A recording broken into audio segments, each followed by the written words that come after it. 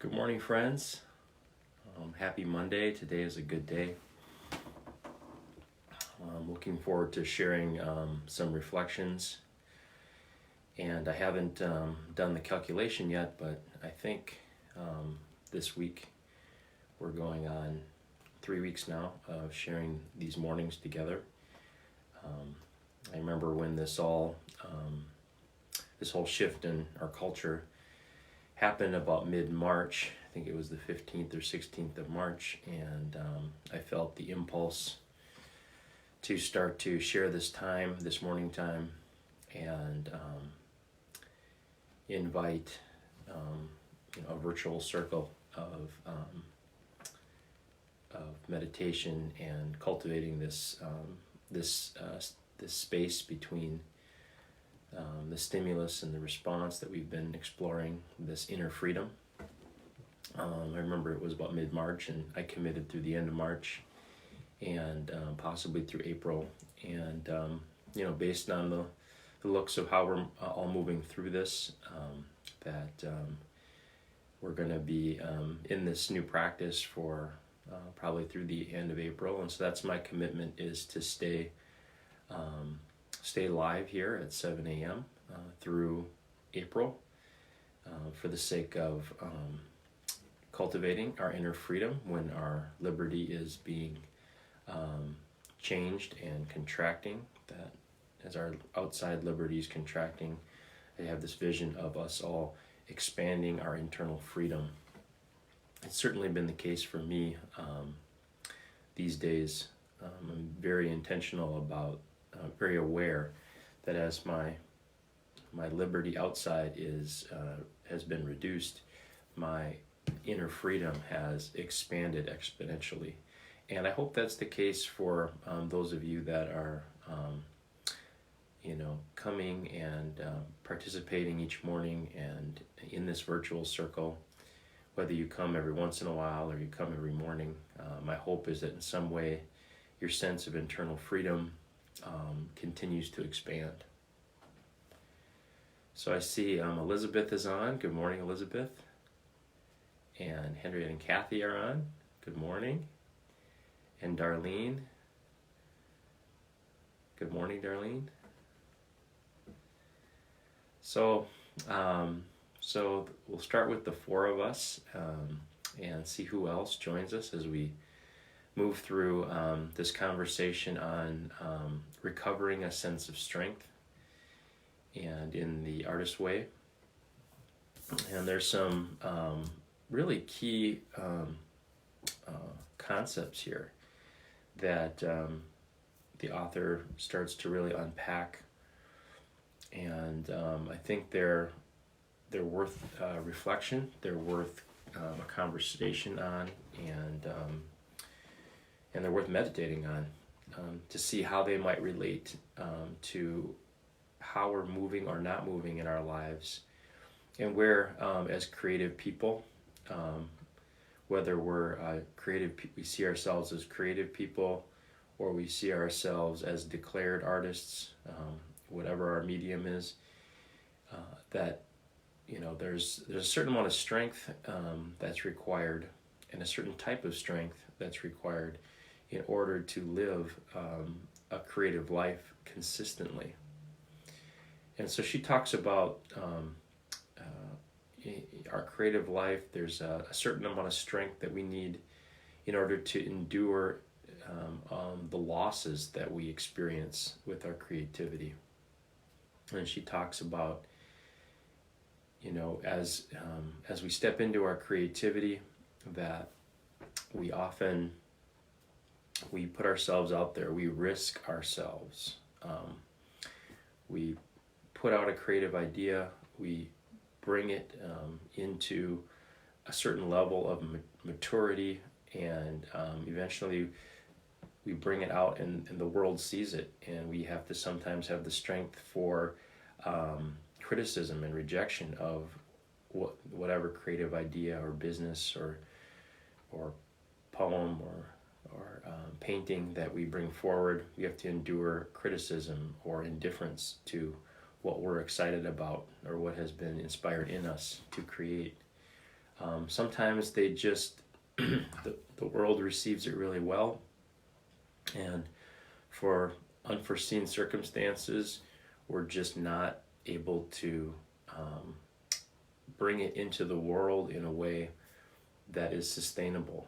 I think of a number of people in this current economic situation we're all in with COVID-19 and these social distancing practices. I have friends that friends and family members that have opened businesses where they've had to close their doors very soon after opening with very good ideas, and so that requires a certain amount of strength, that there can be loss when we put ourselves out there. And when that happens, I think it's really powerful and important to realize that art is process primarily, not final form. The world often sees the successful painting, the successful sculpture, the successful book completed, or the thriving business, and often marks that as the marker of whether we succeeded or not. And in the artist's way, it's flipped upside down and saying that the real prize was those positive energetic states of acceptance, enjoyment, and enthusiasm that we were experiencing and sending out into the world from the moment we were inspired with the idea, with every step, with every planning step, that in and of itself, that experience of enthusiasm, enjoyment, and acceptance on the way to bringing that out was the real prize. So from an artist's perspective, even those that have creative projects that have faded away, or businesses that have faded away, from the artist's way perspective, that nothing has been lost, because the true prize has already been received in the process of creation. She also talks about having people to support us and share us, to build strength for us. I think that's really important. I was at the Amen Clinic, and last year, a little over a year ago, getting some treatment for my oldest son, and I picked up a book and from Dr. Amen, and I think his wife was a co-author, and she said something in there that I'll never forget, and I reflect on it from time to time, and I think it fits with this artist way topic on loss and survival. And she said, pain shared is pain divided, and love shared is love multiplied. So I'll say that again. As I paraphrase her words, is pain shared is pain divided, and love or joy shared is love or joy multiplied. So I think that was really powerful when I read that, and I thought about how true that is. That if when we suffer our creative losses, which is a part of walking a creative path, that that to remember to have a few people to share loss with, to divide that pain out.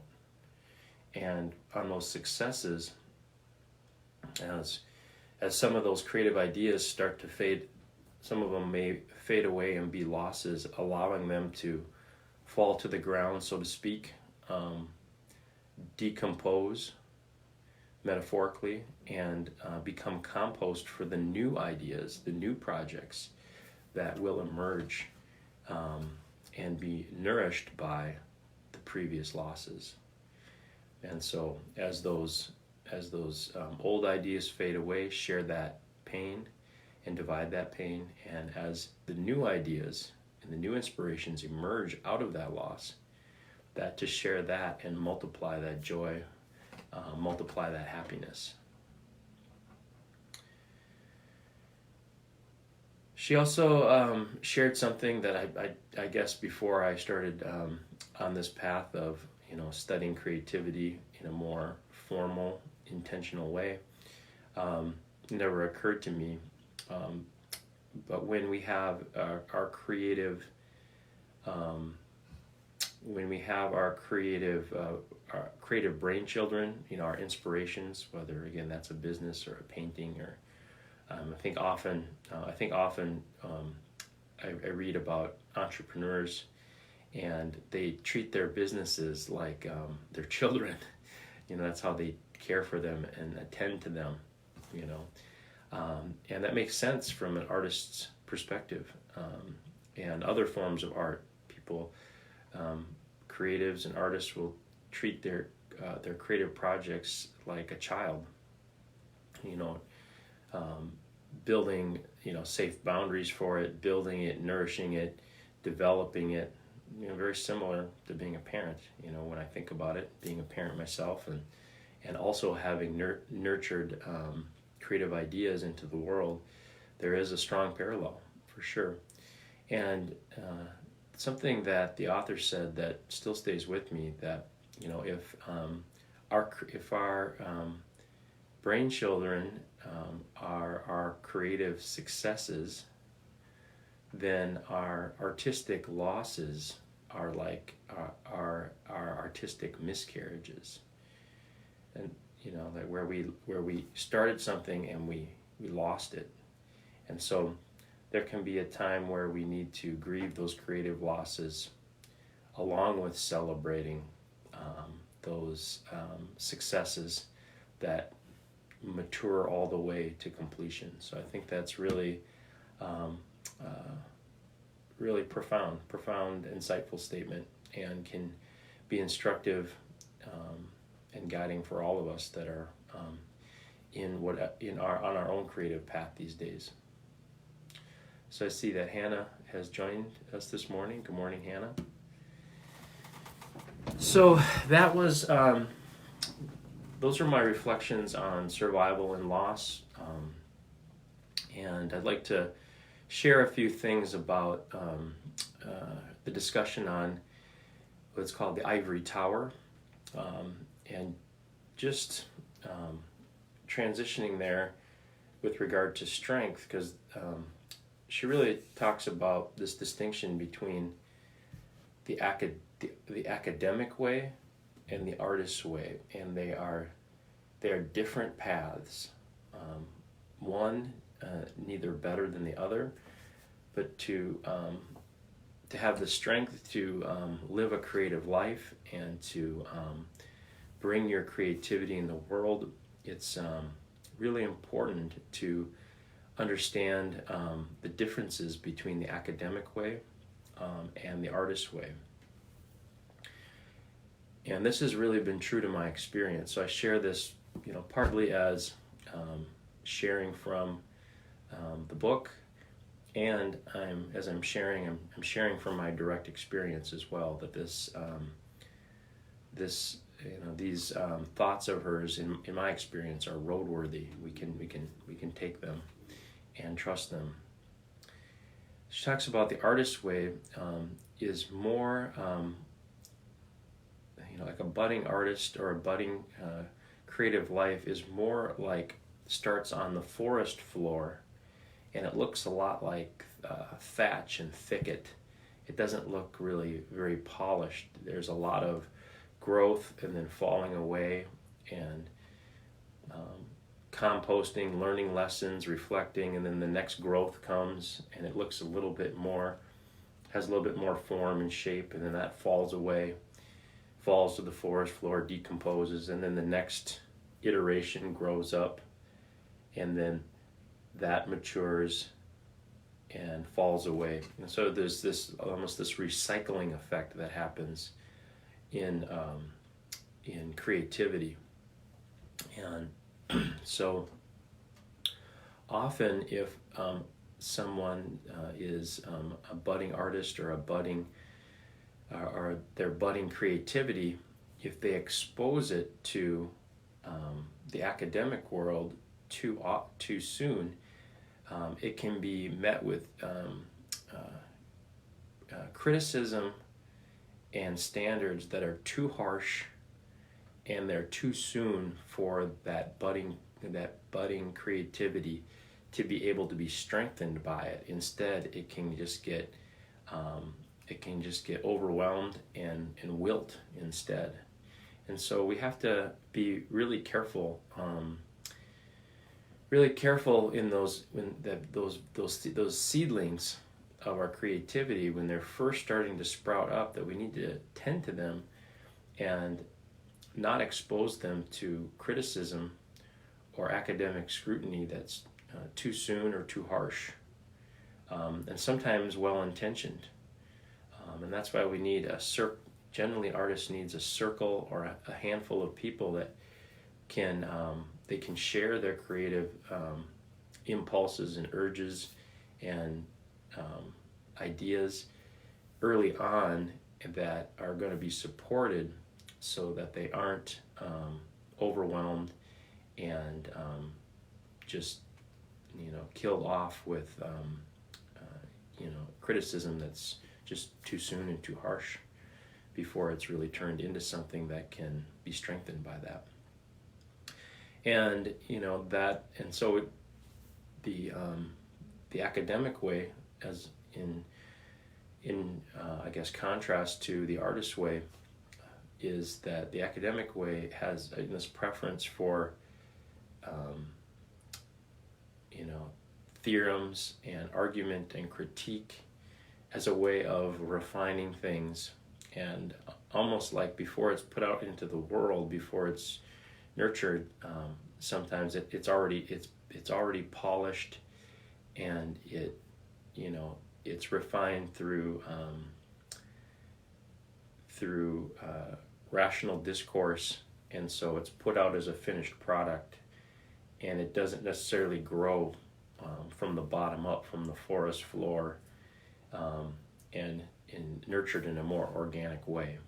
And so those are just some, I think, wise words as we cultivate our own creativity, to cultivate it differently than we maybe have been taught in our academic life.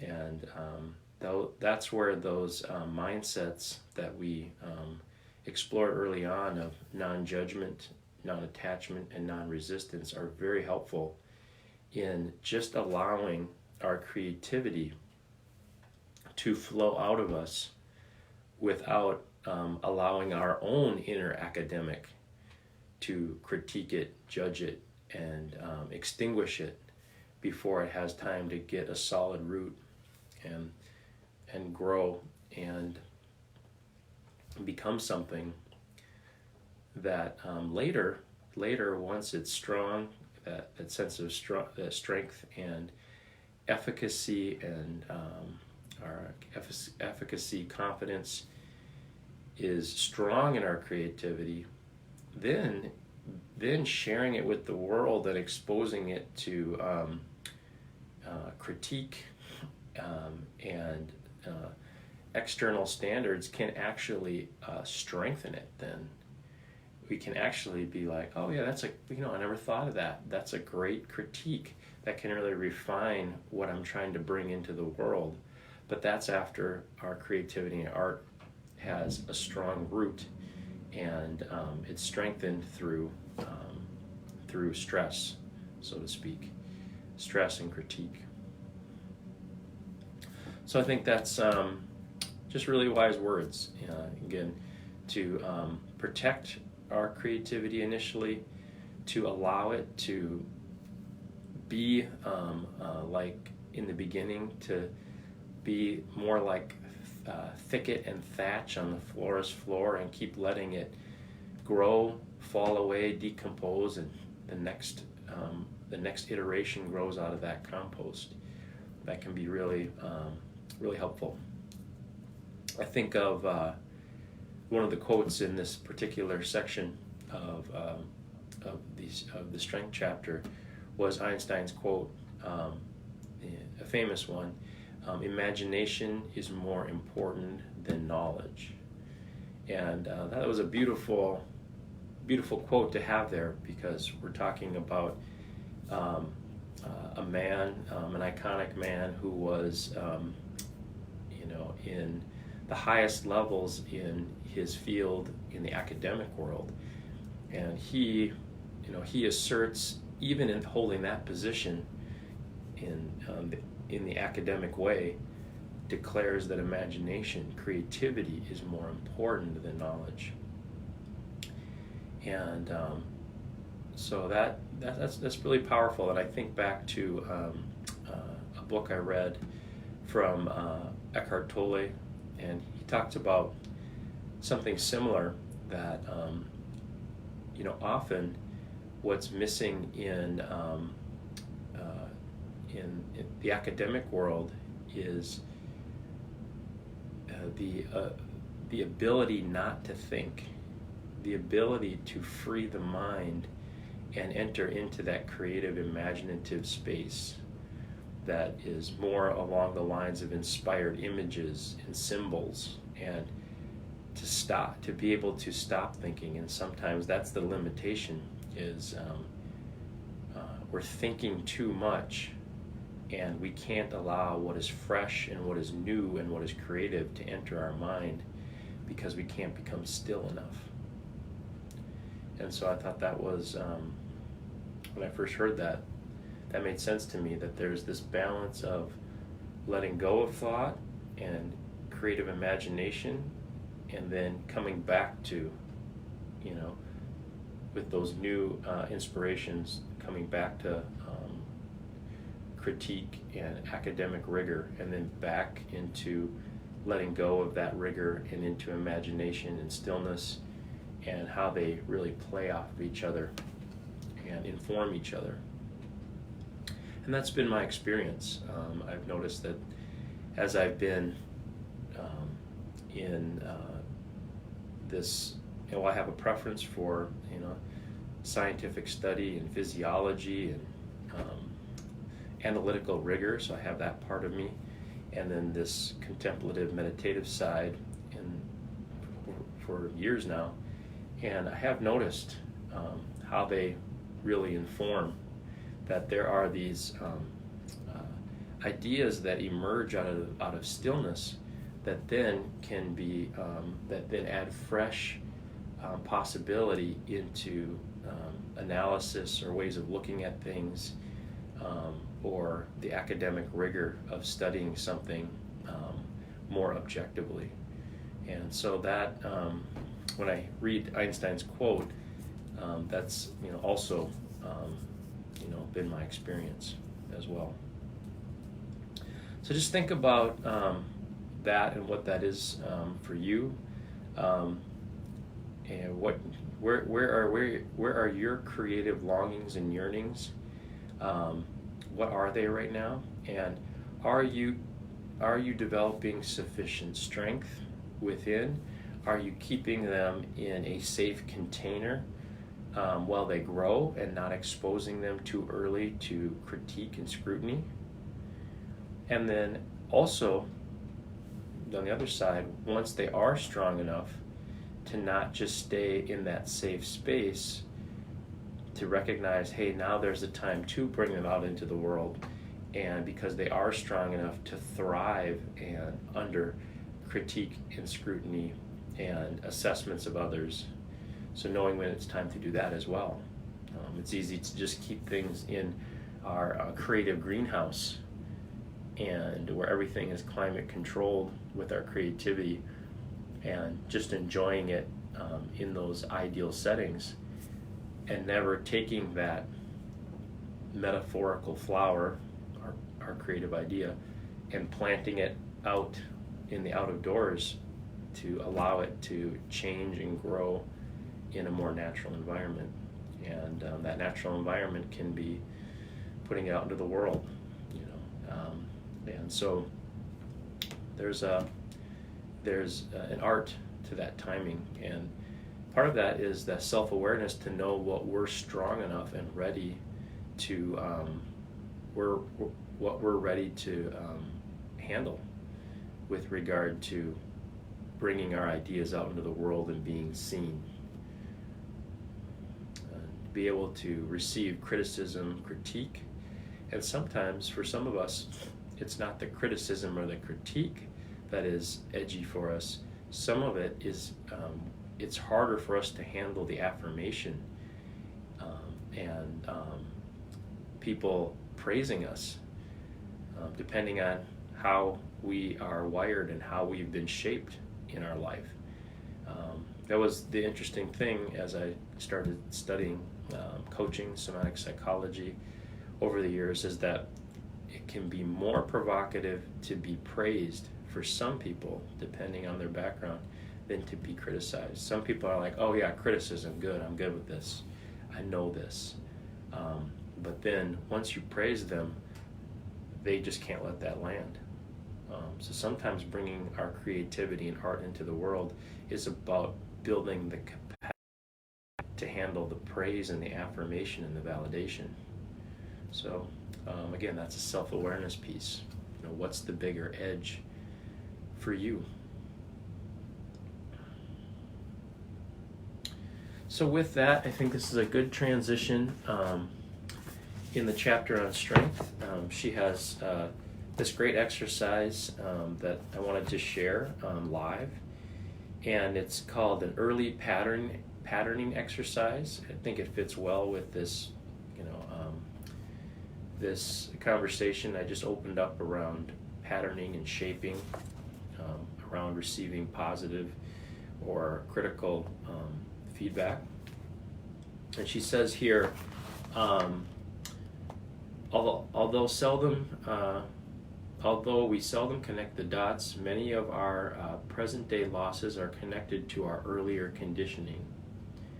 Children may be told that they can't do anything, or equally damaging, they are told they should be able to do absolutely anything with ease.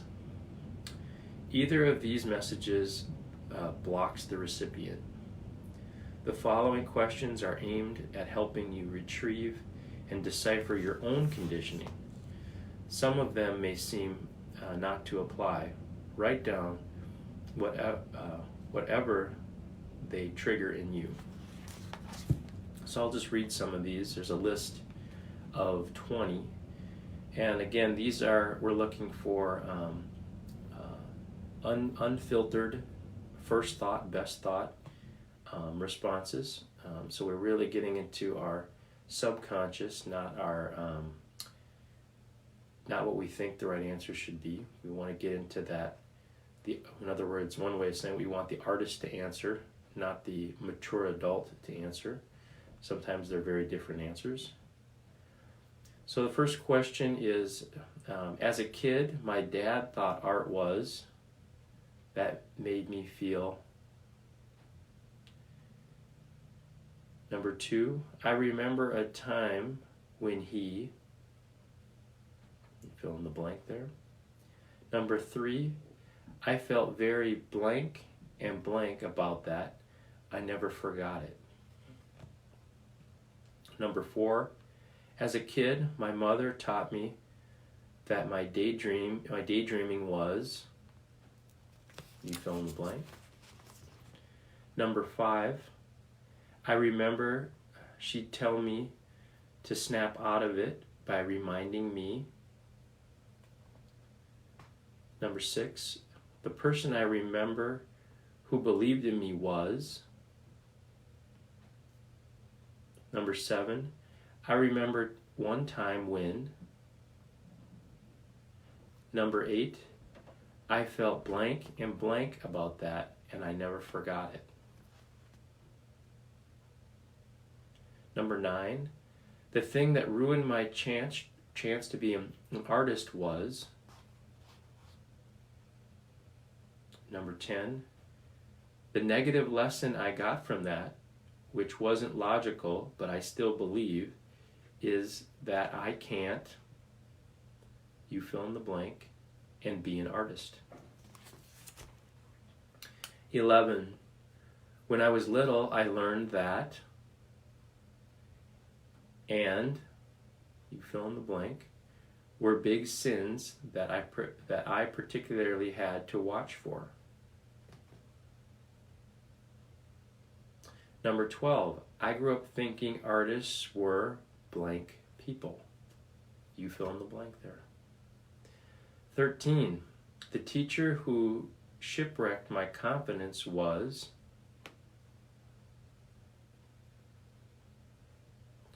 I was told. Number 15, I believe this teacher because... Number 16, the mentor who gave me a role model was... Number 17, when people say I have talent, I think they want to... You fill in the blank. Number 18, the thing is, I'm suspicious that... Number 19, I just can't believe that. And number 20, if I believe that I'm really talented, then I am mad as hell at blank and blank and blank and blank, and you fill in the blank.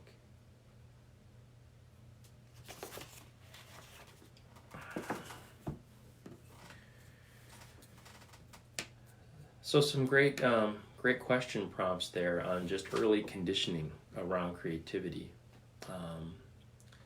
And depending on who spoke them, how we received them, the role that they had in our life, they can really launch us or diminish us and create beliefs in us that linger to this day. And so this is a moment for all of us to just re-examine those with this new self-awareness and build the capacity for choice to say, you know what, at that moment I accepted that as true, and I no longer believe that anymore, and that we can decline that. So that really concludes what was really moving in me to share on recovering a sense of strength, and there's more certainly in that chapter to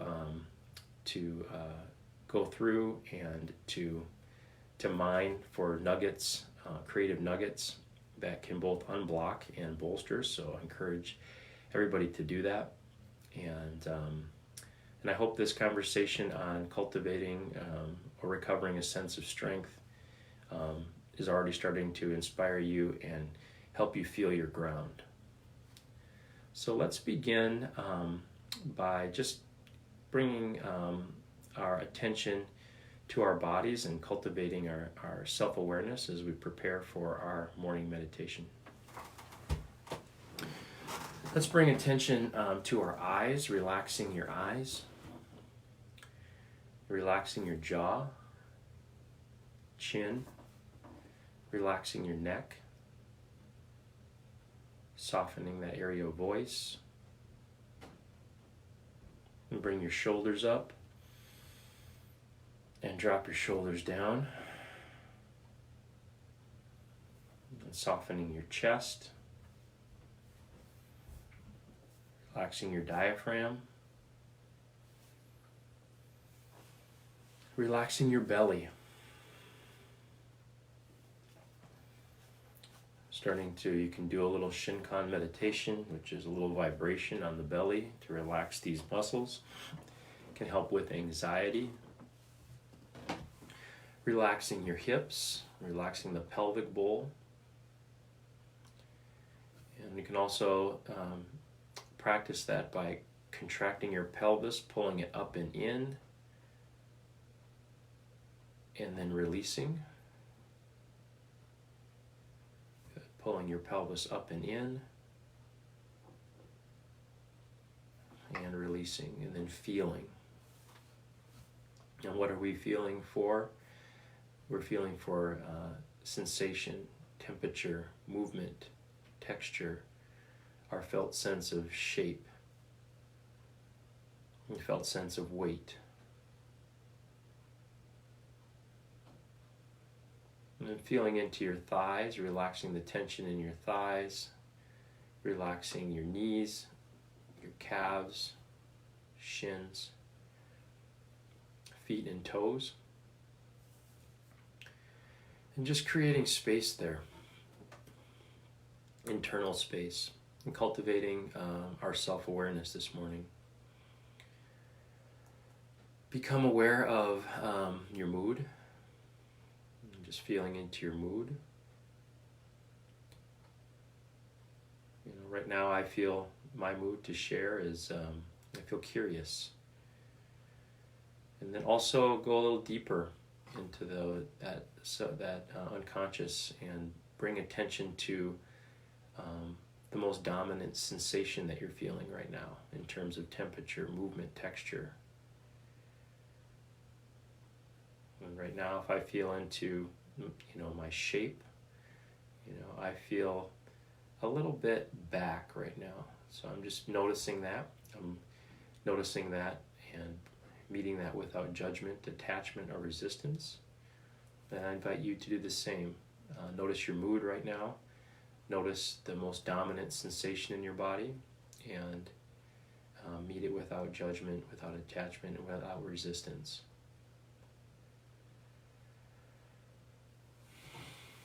And let's begin by centering here. So standing, seated, your choice. And let's just center in our length here. Finding our vertical line. Feeling ourselves, our body from the inside out. Feeling ourselves as a bridge between heaven and earth. Feel ourselves straightening and at the same time settling.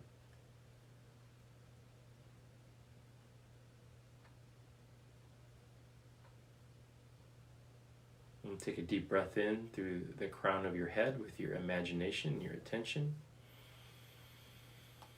And exhale out through your feet and hands.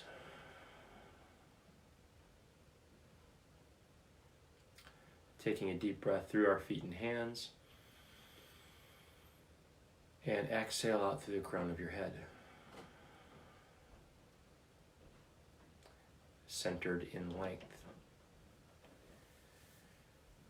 And bring attention and energy to your left hand. Place it on your chest, heart center, right hand on your belly.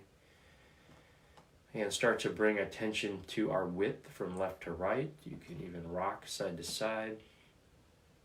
Starting to bring attention to that felt sense of your body in width and connecting it to this awareness of this social emotional balance, this balance between self and others. So as we hold this posture, it reminds us to feel ourselves, that we're part of this world, and we have needs and needs we need to attend to, physical needs, creative needs, and it can remind us to attend to those needs. And feeling your skin, the surface of your skin.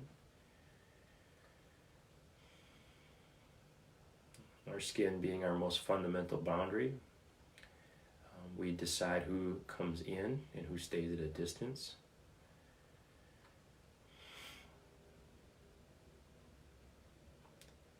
And then extending out a bit and starting to include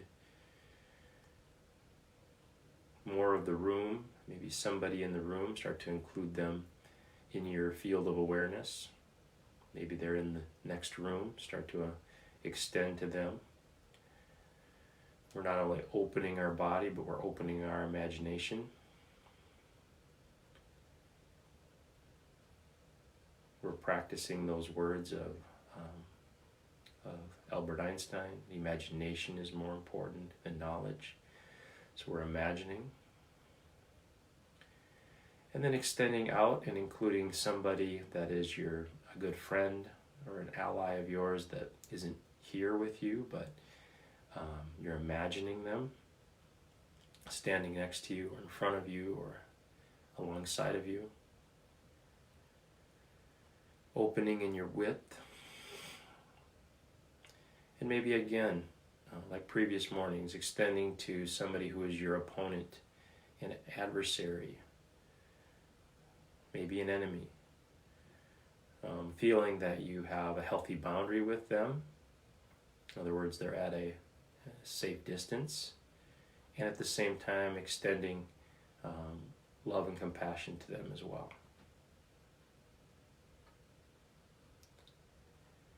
And then from here, using your imagination and your attention, taking a deep breath in through your left hand.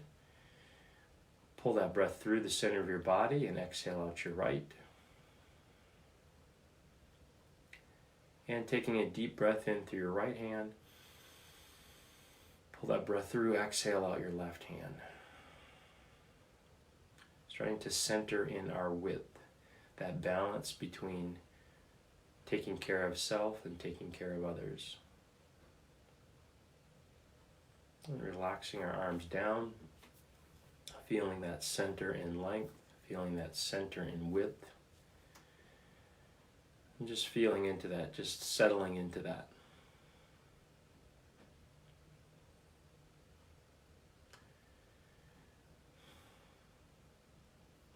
I see that Ashton and Mark have joined us, so welcome.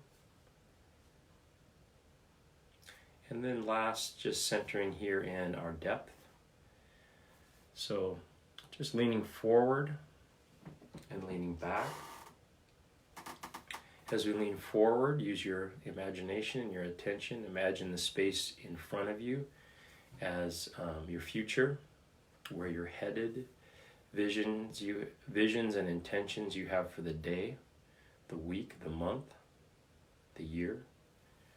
And at your back, imagine that as your history, all the experiences that have come in your past and have shaped you, whether they were experiences your mind has labeled as good or bad, just feeling them all at your back. You've learned something from all of them. And even feeling your teachers at your back. Feeling your talents and your competencies at your back.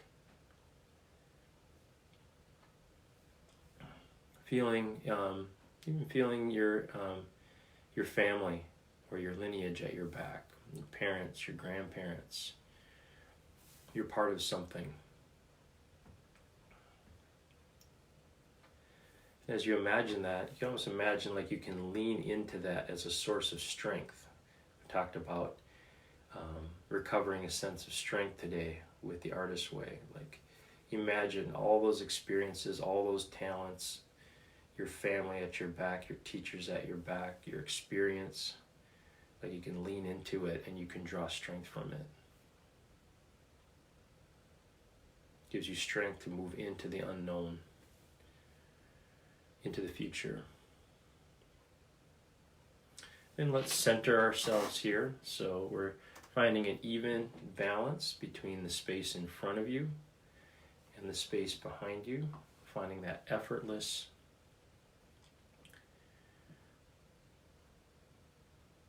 And then again, with your attention and your imagination, let's take a deep breath in, about 10 feet in front of you. Take a breath in, pull that breath through the center of your body, exhale out your back.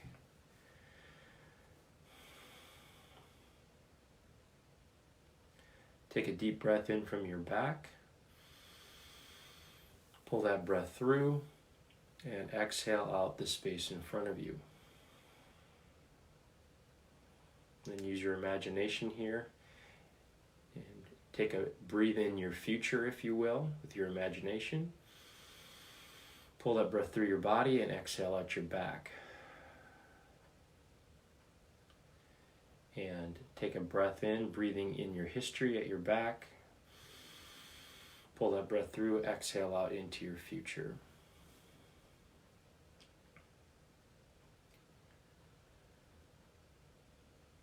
And then just start to feel in there. Notice if your mood has shifted. If something that internally at a sensate level has shifted in you, or maybe your thoughts have shifted.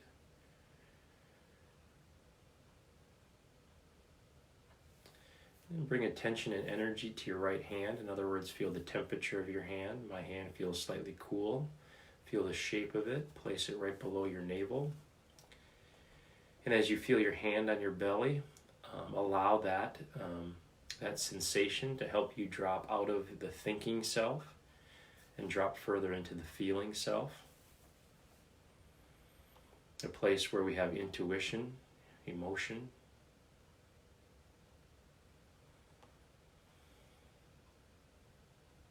And let's take 3 deep breaths here. So a deep breath in and exhale. Another deep breath in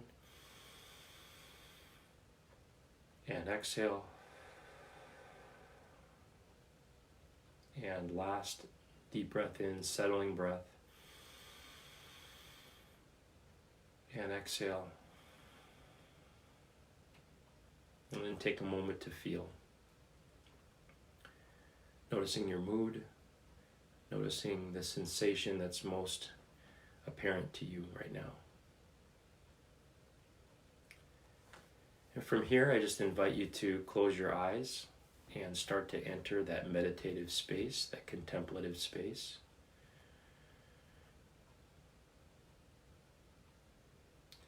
And as you close your eyes and you enter that space, remind yourself, for the sake of what, that you're doing this practice.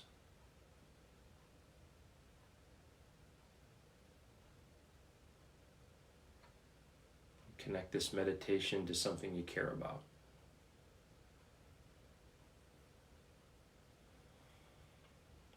And we'll enter in with the words of the poet David Whyte again. Enough. These words are enough. If not these words, this breath. If not this breath, this sitting here. This opening to the life, this creative life, we have refused again and again. Until now. Until now.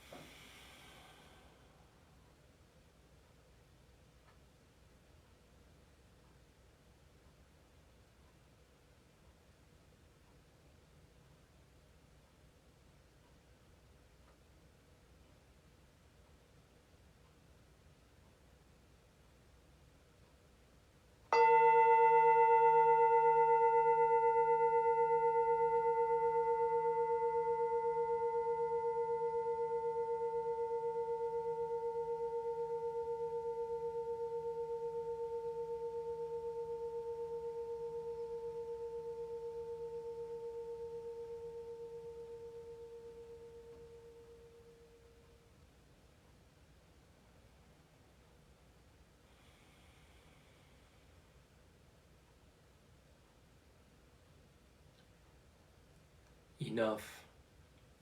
These words, these few words are enough. If not these words, this breath. If not this breath, this sitting here. This opening to the life we have refused again and again. Until now. Until now.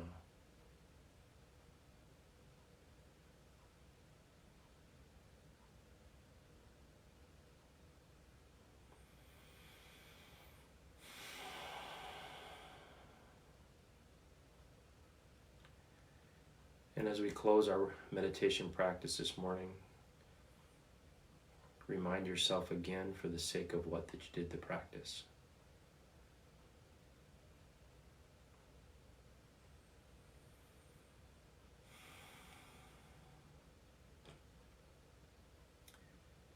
And then on your next exhale, very slowly and very gently, begin to move your arms and legs.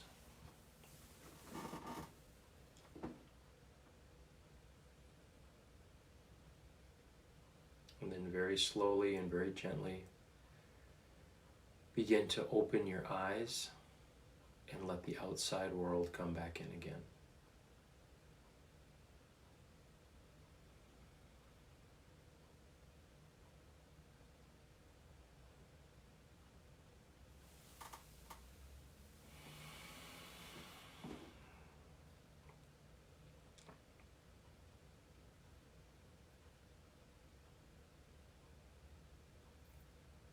Take a moment to recognize your mood and if that's shifted since the beginning of our time this morning. And if your mood has shifted, notice if that has created any opening you, a new way of seeing things, a new way of experiencing this moment,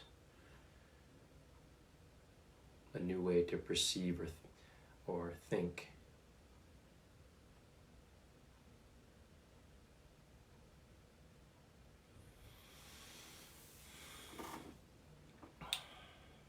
So I just want to, again, say thank you all for sharing the time this morning.